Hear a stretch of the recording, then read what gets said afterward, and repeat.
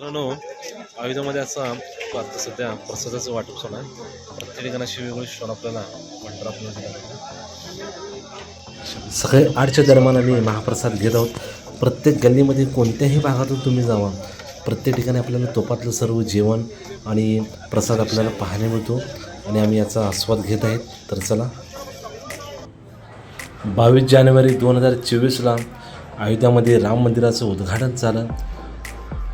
तर आपण 26 जानेवारी 2024ला राम मंदिराचं आपल्याला दर्शन मिळालं आणि खूप असा कडक बंदोबस्त होता. त्यामुळे आपल्याला अंतर्गत भागामध्ये फोटो किंवा व्हिडिओ शूटिंग करता आलं नाही. परंतु ज्यावेळी आपण प्रभू श्रीरामांच्या मूर्तीचं अंतर्गत भागात दर्शन घेतलं, आपण सगळं विसरून गेलो. इतकं भव्य आणि दिव्य असं मंदिर तर आहेच, परंतु मूर्तीचं जे चैतन्य आहे किंवा भव्यता आहे इतकं अप्रतिम आहे की मी शब्दामध्ये मांडू शकत नाही. अप्रतिम मूर्तीचं दर्शन घेतल्यानंतर आम्ही सर्व हरून गेलो. इतकं अप्रतिम आणि भव्यता दिव्यता आहे. त्या पद्धतीने जबरदस्त नियोजन आहे. कोणत्याही पद्धतीचा त्रास आपल्याला या परिसरामध्ये होत नाही.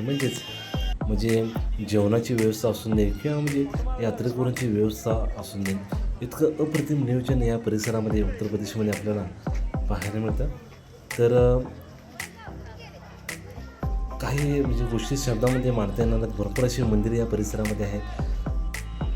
आपल्याला या किमान 3 ते 4 दिवस आपल्याला सगळी मंदिरं किंवा आजूबाजूचा परिसर आहे म्हणजे फक्त अयोध्यामधला, तर हा पाहण्यासाठी 3 ते 4 दिवस लागतील. इतकी मंदिर या परिसरामध्ये आपल्याला पाहायला मिळतात. आणि आपण टेम्पोवाल्यांना या परिसरामध्ये भेटलो की ते आपल्याला सर्व पॉईंट आपल्याला 200 ते 250 रुपये घेऊन सर्व पॉईंट आपल्याला ते दाखवत असतात. काय अडचण जर आली तर त्यांच्या मार्गदर्शनाखाली अयोध्या मंदिरामध्ये तुम्ही जाऊ शकता. आणि आता आम्ही ज्यावेळी गेलो होतो त्यावेळी खूप असं धुक्याचं वातावरण होतं. खूप अशी गर्दी त्या परिसरामध्ये होती, परंतु आमचं दर्शन एक चांगल्या पद्धतीनं झालं. आणि आपण धुकं पाहत आहोत की अक्षरशः म्हणजे 10 फूट अंतरावर दिसत नाही, इतकं जबरदस्त धुकं या परिसरामध्ये म्हणजे उत्तर प्रदेशमध्ये आपल्याला पाहायला मिळतं.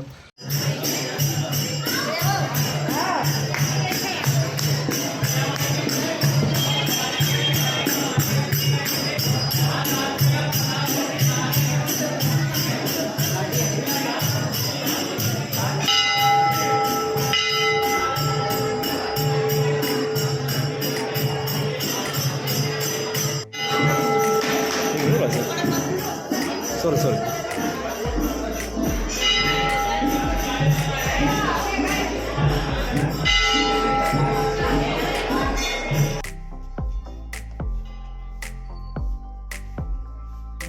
वेळ अभावी मला व्हिडिओमध्ये टाकता नाहीत, त्याबद्दल माफी असते. परंतु अशी भरपूर माझ्याकडे व्हिडिओ आहेत की वेळच देता येत नाही. परंतु परिपूर्ण अशी माहिती मी टाकण्याचा एक छोटासा प्रयत्न करणार आहे. कारण प्रत्येक व्हिडिओ अर्धा पाऊण तासाचा व्हिडिओ आहे. कारण ते सगळ्या गोष्टी करण्यासाठी खूप वेळ लागतो कामात, आणि कामातून वेळ काढत हे करावं लागतं. तर त्यामुळे मला जरासा उशीर झाला. परंतु आपल्याला त्या ठिकाणी असणाऱ्या दगडांची रचना असेल किंवा सीतामायांची रोसईघर असेल, या अशा सगळ्या गोष्टी आपण येणाऱ्या मोठ्या व्हिडिओमध्ये आपण पाहणार आहोत. त्याच पद्धतीने ज्या ठिकाणी राम मंदिराचं आपण दर्शन घ्यायला जात होतो त्या परिसरामध्ये भरपूर ठिकाणी असे ऐतिहासिक गोष्टींचं संवर्धन करण्यात आलेलं आहे. त्याची माहिती फलक लावण्यात आलेले आहेत. आणि दर्शन इतकं सुंदर आणि अप्रतिम होतं आहे की कोणताही म्हणजे माफ करा मित्रांनो, कोणतेही पोलीस आपल्याला म्हणणार नाहीत की तुम्ही जरासं पुढं सरका किंवा मागं सरका. या मंदिरातील पुजारीही आपल्याला काही बोलणार नाहीत. इतकं अप्रतिम म्हणजे शब्दामध्ये मांडू शकत नाही. त्यामुळे नक्कीच तुम्ही अयोध्या मंदिराचं दर्शन घ्या. भरपूर जणांनी घेतली असेल, परंतु भविष्यामध्ये हे पहा, दगडांची जी रचना आहे त्याचं कोरीवकाम जे आहेत या महिला करत आहेत. इतकं अवघड काम आहे की प्रत्येक दगड हा घासून तो तयार करावा लागतो. आणि खूप अजून भव्य दिव्य काम जो राहिलेला आहे.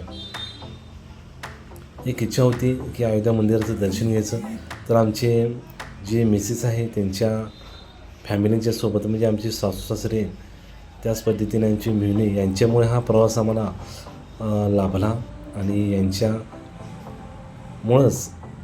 आपल्याला राम मंदिराचं दर्शन असेल, त्याच पद्धतीने शोभायात्रा यांच्यामुळे हे दर्शन आम्हाला मिळालं. तर चला, दोबारा कर रहे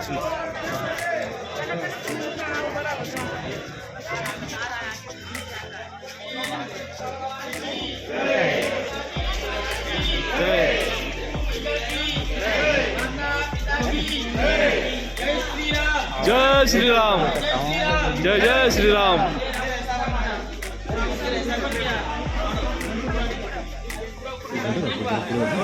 ये रामेश्वर में नट आया 6 कुंटल 13 किलो का घंटा, जो राम मंदिर में लगने के लिए आया 6 कुंटल 13 किलो का.